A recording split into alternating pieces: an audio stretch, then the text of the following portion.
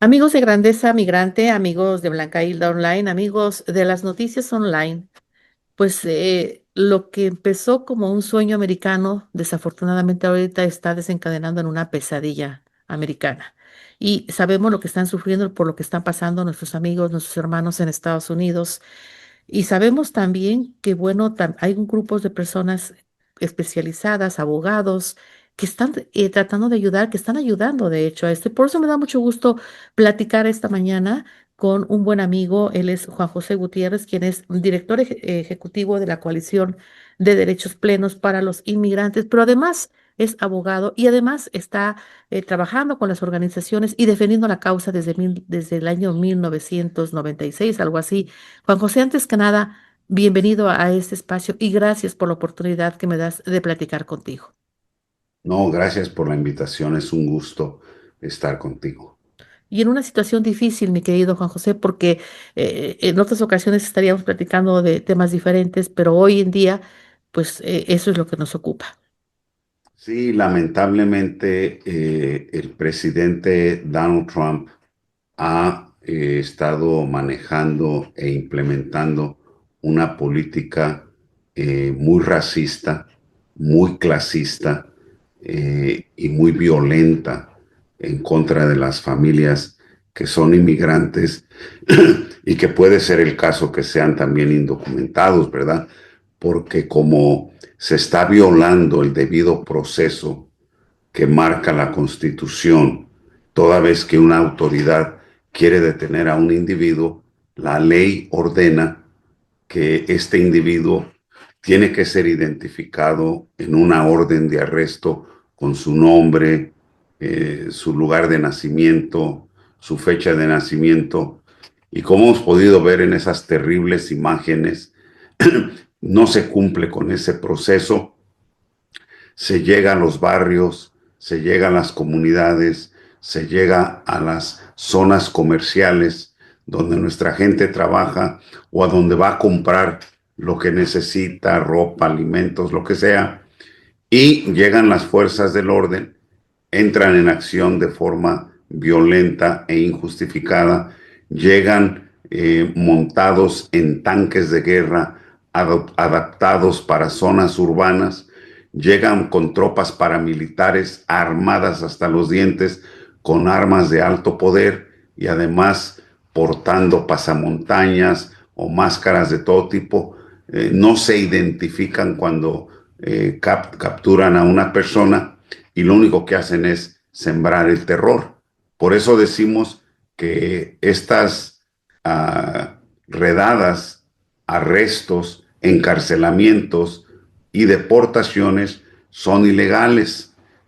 Ahora, sabemos que el presidente Donald Trump amenazó con que iba a llevar a efecto la campaña de arrestos y deportaciones más masivas que el país haya conocido en todo momento de su historia, y que el promedio de arrestos y deportados por día desde el pasado 20 de enero llegaban apenas a unos 1,200 por día, que son muchos, pero 1,200 con lo que no se iba a poder llegar a cumplir la meta que había establecido el presidente Trump de deportar a la mayor cantidad posible de personas y superar la marca de la campaña de arrestos y deportaciones más grande en la historia, que es la de los 1950 del siglo pasado, hace 70, 75 años, en que se deportaron cerca de 2,5 millones de inmigrantes, mayormente mexicanos, ya que no había en aquellos entonces mucho centroamericano por acá, o sea, cifras notables, ni de Sudamérica, ni de ningún lado. Éramos básicamente tres minorías latinoamericanas, la mexicana, que siempre ha sido la mayoritaria, la puertorriqueña, los boricuas allá en Nueva York, y los cubanos. Pero acá en la zona de la Florida, en Tampa y más recientemente en Miami. Pero ahora, con esas cantidades de arrestados, no se iba a llegar a la cifra prometida. Por eso el presidente dio la orden de que se tenían que arrestar en promedio 3,000 personas por día, más del doble. Entonces esto ha desencadenado una ofensiva, repito, violenta por la presión de cumplir la orden del presidente, atropellando todos los derechos y la obligación que las autoridades tienen de hacer que se cumpla el debido derecho. No hay que olvidar que el presidente colocó su mano sobre la Biblia el pasado 20 de enero, cuando juramentó como el nuevo presidente de Estados Unidos para el periodo 24-28, y por sobre todas las cosas en esa ceremonia se destacó la obligación que él tiene y que él juró cumplir de hacer respetar y defender por sobre todas las cosas la Constitución de Estados Unidos, que es la ley suprema de la nación y que es la que establece el debido proceso que todo residente, seamos o no ciudadanos, aún los indocumentados, tienen el derecho de disfrutar.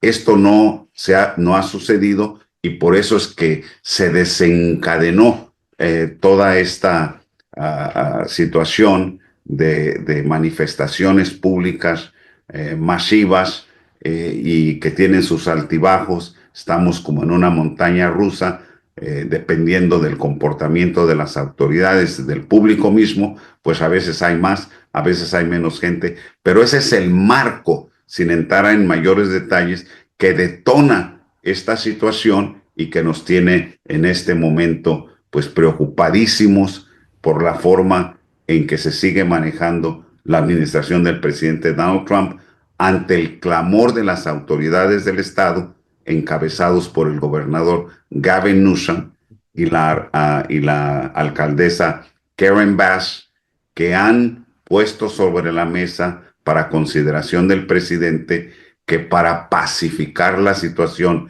en Los Ángeles y regresar a la normalidad es imprescindible dos cosas. Número uno, que paren los arrestos y deportaciones indiscriminadas de los trabajadores inmigrantes presuntamente indocumentados. Y digo presuntamente porque como no se respeta el debido derecho, no sabemos a quién se está arrestando. Ayer, en una conferencia de prensa que tuvimos para apoyar al senador Alex Padilla, se hizo presente un compañero de origen salvadoreño, que su cuñado es mexicano, y él estaba trabajando con su cuñado y otro hermano en un centro donde estaban construyendo un complejo habitacional. Llegó la inmigración, los golpeó y los arrestó a los tres, se los llevaron al centro de detención y después se estableció que este joven que trabajaba en la construcción bajo contrato sindical resultó ser un ciudadano de Estados Unidos, pero lo golpearon, tenía moretones por todos lados. Ya ubicaron de los dos detenidos a uno de ellos, pero el otro al día de hoy sigue desaparecido y esta redada y estos arrestos ocurrieron hace una semana. O sea, no solamente se está violando la ley por parte de las autoridades federales, sino que se está incurriendo en delitos, porque a un ciudadano que se le golpea brutalmente, como ocurrió con este joven hace una semana, siendo ciudadano y además por razones de inmigración, pues ya en el peor de los casos se debe de hacer una demanda para que se remedie el daño causado, el daño físico y psicológico que es significativo, y pues las autoridades van a tener que responder por eso. Y por eso se dice que para que regrese la calma tienen que parar ese tipo de abusos. Redadas y deportaciones hay que pararlas, número uno. Y esa es una facultad del presidente Donald Trump, que fue el que causó esta crisis. Y número dos, también se está exigiendo que se retiren inmediatamente, que se replieguen y regresen a sus cuarteles las tropas del ejército, tanto de la Guardia Nacional como las tropas de infantería de la Marina. Entonces, son las dos demandas iniciales y también se dice que pues ya llegó el momento, esto no puede continuar. Llevamos 39 años y medio casi 40, 4 décadas, esperando una reforma migratoria con un camino a la ciudadanía, es decir, una amnistía como la que dio el presidente Ronald Reagan, republicano, en 1986, que legalizó a 3.100.000 personas, y el resultado está clarísimo. No se cayó el cielo, el país se fortaleció y prosperó. Y bueno, lo mismo puede suceder ahora, pero como es muy conveniente y políticamente rentable, se ganan votos atacando a los mexicanos, atacando a los inmigrantes, pues no se resuelve el problema. Pero ya la gente dijo, el pueblo que está en las calles, ya basta. Y bueno, yo creo que tarde que temprano va a tener que entrar en razón todo mundo, los que elegimos para que resolvieran y atendieran este tipo de problemas, y vamos a tener a corto o a mediano o más a largo plazo la tan deseada y necesaria reforma migratoria que legalice a los millones de indocumentados y desaparezca y entierre, ojalá para siempre, el problema que tanto se ha abusado por todo tipo de intereses políticos y económicos en este país, que son los trabajadores inmigrantes indocumentados. Amigo, nos has dado una gran pues orientación, una explicación y un resumen de lo que está sucediendo. Y entrando en este caso, en la actividad que ustedes realizan, que tú realizas, que los grupos de abogados realizan, ante la situación que incluso hay personas desaparecidas desde hace varios días que no saben su paradero, otros, muchos más están detenidos en diferentes lugares. ¿De qué manera se está ayudando a esas personas? ¿Hay forma de ayudarlos? ¿Existe la apertura de las autoridades para que los abogados entren a los lugares de detención y vean la documentación y demuestren o por lo menos hagan valer el tema de los derechos humanos? O sea, hay esta apertura y ante, si es sí, sería fabuloso. Si es no, ¿cuál es la estrategia que se va a seguir? Bueno, la situación ahorita es muy problemática, inclusive para los abogados, e inclusive para los gobiernos, de donde provienen inmigrantes mexicanos, centroamericanos, sudamericanos, del Caribe y de otras partes del mundo. De acuerdo al derecho internacional, cada detenido por autoridades de inmigración tiene el derecho de convocar a un representante del consulado o de la embajada que representa a su país en los Estados Unidos para certificar que se encuentra bien, y si no ha podido contactar a sus seres queridos, familiares, etcétera, hacerse de ayuda legal de un abogado para que esto se pueda hacer. Eh, Independientemente de eso, toda persona detenida tenemos el derecho de que podamos hacer llamada por teléfono obligatoria. O sea, el Estado tiene la obligación de dar acceso al detenido a un teléfono para que llame a quien a uno le plazca para alertarlos de la detención y que se pueda trabajar para su liberación, ya sea por palabra, empeñando la palabra, o mediante el pago de una fianza. Entonces, mucha gente, sin esperar a los consulados o embajadas a que manden personal, contactan al familiar o contactan directamente a un abogado, y ahí es donde entramos en acción y asistimos al detenido. Primero a liberarlo, ¿verdad? Que eso puede ocurrir mediante el empeño de la palabra, así, creo que así le llamarían en México, o sea, sin pagar fianza o pagando fianza. Con la situación tan difícil como está, no creo que estén ahorita colocando en libertad a nadie sin pagar fianza.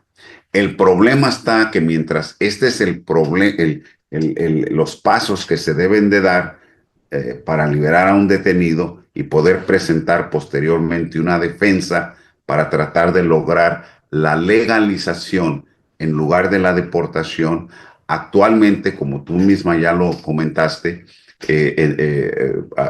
tomando el ejemplo que di de este ciudadano de Estados Unidos que fue arrestado en una redada en un centro de construcción de una propiedad, eh, eh, ahorita se está dando un fenómeno muy frecuente y también ilegal de que después de que te arrestan, las autoridades no te permiten contactar a nadie y se llevan a las personas y las desaparecen. Es decir, no se sabe a qué centro de detención, en qué cárcel están detenidos.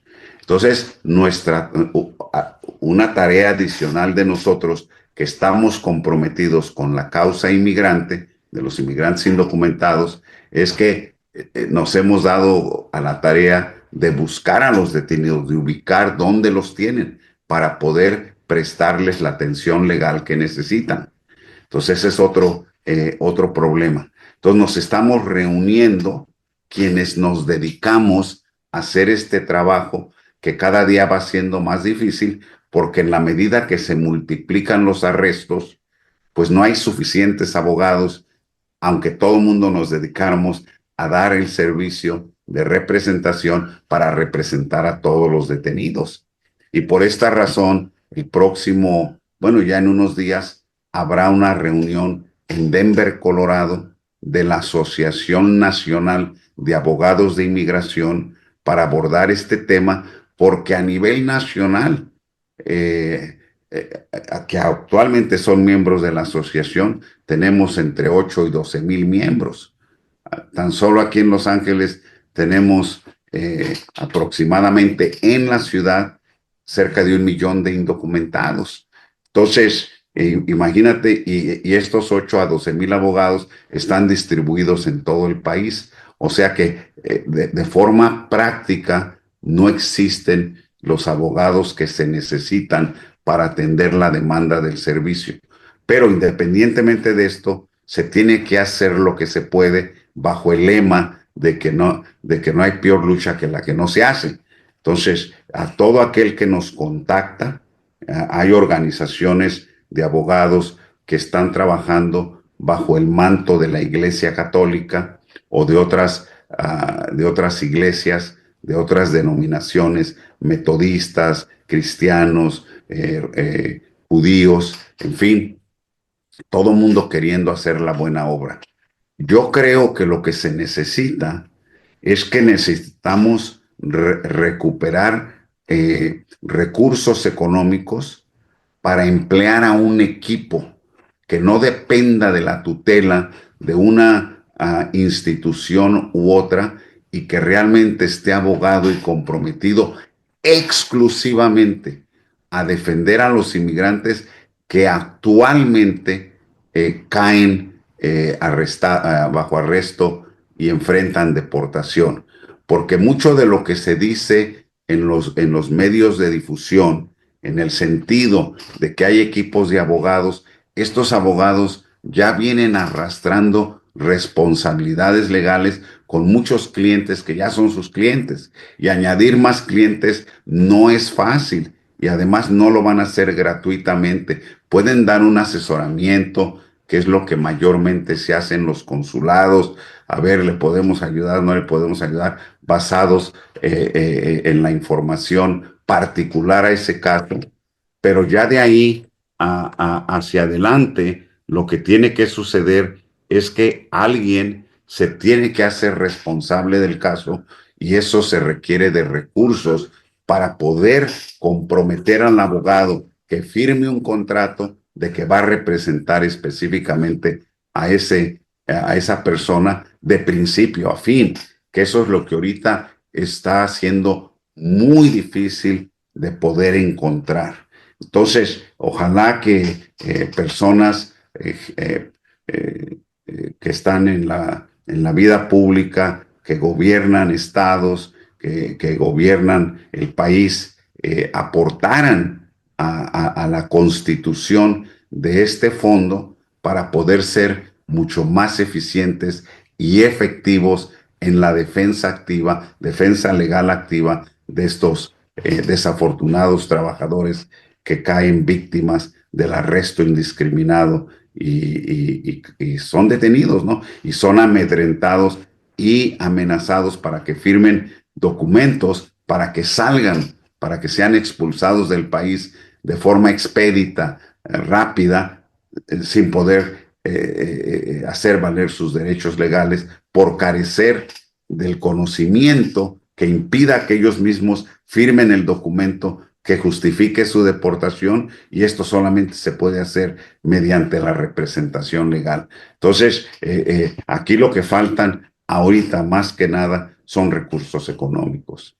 Ante esta situación, ante la falta de recursos, que nos queda clarísimo que eso es la única solución y la única forma como el gobierno mexicano, los gobiernos de los estados, que tanto hemos dicho y tanto se ha señalado y los han catalogado como héroes nacionales, que porque envían remesas, que porque han aumentado el tema de la economía de nuestro país. Ahora es el momento de ayudar. Pero aquí hay un tema, Juan José. ¿A dónde, con quién se pueden dirigir para dar estos recursos? Para evitar que, bueno, haya una distensión de los mismos, que no sepamos a Mira, dónde van o cómo. en el 2022 se convocaron a representantes, a líderes, a dirigentes de la comunidad mexicana en Estados Unidos a la Secretaría de Relaciones Exteriores, siendo secretario de Relaciones Exteriores el ministro Marcelo Ebrard, con instrucciones presidenciales de que se diseñara un plan de acción para atender las necesidades más urgentes de la comunidad mexicana en Estados Unidos. Se hizo ese plan, estuvimos en la Ciudad de México, este grupo que consistía entre 15 a 20 líderes de diferentes partes geográficas del país, y yo presenté un plan que está listo para ser revisado por cualquier autoridad que esté interesada en hacerlo, para crear un cuerpo de abogados de respuesta rápida, porque sentenciamos en aquel entonces a las autoridades de México que Donald Trump podría ser el siguiente presidente y que nos teníamos que preparar con anticipación para poder enfrentar el reto de lo que veíamos que iban a ser arrestos y deportaciones masivas. Lamentablemente, ese plan fue eliminado del plan de acción porque se argumentó por los encargados en la Secretaría de la Protección de los Mexicanos en el exterior que no era necesario, que porque ya los consulados en Estados Unidos tenían equipos de muchos abogados. eh, Decían que solamente aquí en Los Ángeles había 365 y que emplear más abogados no resultaba conveniente. Bueno, pues ahí tenemos la situación. Es falso que están empleados por ningún consulado. Estos abogados son abogados privados que colaboran con el consulado porque lógicamente esta gente pues quiere captar clientes. O sea, no hay un compromiso de grupo con definición. Nosotros tenemos el plan, ¿verdad? De esto. Lo tiene el gobierno de México. Pero a mí me gustaría convocar a los gobernadores de los estados que tienen comunidades significativas de sus ciudadanos en los Estados Unidos a que ya no esperemos a ver cuándo se da la orden por quien tenga la autoridad para hacerlo, para empezar a aportar a un fondo que tenga como finalidad financiar los costos de un equipo de abogados que atiendan la necesidad con visión, ¿verdad? O sea, no se trata nada más de ser buenos samaritanos y empezar a ayudar al que lo llame a uno, sino que aquí también tiene que haber un enfoque político. Tenemos que educar a la comunidad a través de la defensa de esos inmigrantes que fuesen arrestados. Que esto se tiene que difundir, se tiene que llamar a cuentas a los que están haciendo el trabajo, como estos abogados que ayudan, pues son abogados privados, pues no le tienen que rendir cuentas a nadie. Y bajo las reglas de ética profesional en Estados Unidos, ¿verdad? El abogado tiene control absoluto sobre el cliente y nadie puede interferir con ello. Entonces, si no hay una buena administración que esté legalmente obligada a cumplirse, pues sí se dan muchas declaraciones y sí se ayudan a individuos en casos aquí y allá, pero repito, no hay una política y una práctica que realmente nos encamine a pesar en la resolución legal de este problema. O sea, a que sea un elemento de los muchos otros, la protesta social, la representación legal, la lucha en las universidades por educar a los jóvenes para que también apoyen, que el clero intervenga también y alce su voz como le corresponde hacerlo ante el presidente de Estados Unidos para que esta situación que estamos viviendo se desactive y se resuelva. Y así sucesivamente, ¿verdad? Los gobiernos harán lo que le corresponda a cada quien, pero va a ser en respuesta a lo que estemos haciendo en el campo de batalla. O sea, no se va a tomar la iniciativa de resolver este problema, legislar una reforma migratoria, si no estamos trabajando todos en la resolución de este asunto. Yo Y tengo el plan, finalmente, yo ujú, tengo el plan, está escrito, está elaborado, porque se tuvo que presentar formalmente a las autoridades desde la época del presidente Felipe Calderón, a quien se le entregó ese plan, recién había asumido el cargo, hasta el día de hoy, ¿verdad? Ese plan está sobre la mesa, pero jamás se ha implementado. entonces, para evitar que se vaya a hacer, porque desafortunadamente, bueno, pues ese es otro tema, que vayan los recursos a personas que no los van a aprovechar o que haya un tema de, pues, de corrupción, porque la verdad, Sí, claro. sería que los gobiernos de los estados contactaran a sus organizaciones, contactaran a sus consulados para que de ahí se pudieran abrir a los grupos de abogados. Claro, yo más bien diría que se tendrían que contactar con personas como nosotros que llevamos décadas trabajando en este tipo de servicio y que además tenemos una reputación impecable en el sentido de que somos actores sociales también, cabildeamos en el Congreso Federal y de los estados para promover los derechos de los inmigrantes en este país. Fuimos los que motivamos y trabajamos arduamente hasta que se consiguió que se empezaran a expedir licencias de conductor a los trabajadores inmigrantes, no solamente en California, sino en otros estados, que se permitiera abrir cuentas de banco a los que no son documentados mediante la obtención de una serie de documentos que sí están disponibles para los indocumentados, para que pudieran manejar sus finanzas. Y podemos mencionar un montón de ejemplos. Todo esto está documentado. No, además, nosotros no tenemos que recopilarlo, pues ya ahorita con la tecnología que existe, pues se nos puede investigar a todo mundo para que vean a qué nos dedicamos, cuál es la trayectoria, para que haya confianza, pero más que para que haya confianza, ya tenemos que ir más allá de estar estudiando tanto el asunto. Lo hemos estudiado por décadas. Lo que necesitamos ahorita en medio de esta crisis es acción, ya articular lo que debimos de haber articulado hace 2 años. Si esto se hubiera hecho cuando se nos convocó institucionalmente para que pusiéramos este plan de acción, para que lo armáramos, y se hubiera aceptado la proposición que hicimos de la Brigada de Abogados de Respuesta Rápida, otro gallo estaría cantando en este momento. Ahora, ya no se puede lidiar con lo que ya no se hizo o se debió de haber hecho, ¿verdad? Ahora hay que hablar de lo que hay que hacer ahorita, en este Claro, momento de crisis. muy bien. Pues yo te quiero agradecer mucho tu orientación, tu participación y que nos des un amplio panorama de lo que se tiene que hacer. Finalmente, ese es el tema, ahí está el camino. Ahora es el momento de los mexicanos apoyar a los connacionales, es el momento de los gobiernos también hacerlo y dejar, sí, el tema de que, mejor dicho, ser congruentes con lo que se ha dicho de todo el agradecimiento que se tiene a los connacionales.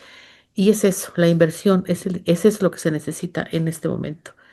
Juan José, Y yo te quiero agradecer mucho, mucho este espacio, te quiero agradecer mucho tu tiempo y desde nuestra trinchera estaremos haciendo lo que sea oportuno y pertinente para hacer este contacto y esta relación entre ustedes y los gobiernos. Te lo agradezco mucho. muchísimas gracias. Gracias por... Muchísimas gracias. Y me da Ándele, mucho gusto saludarte nuevamente, aunque sea desafortunadamente en esas circunstancias. Gracias. ándele pues, gracias.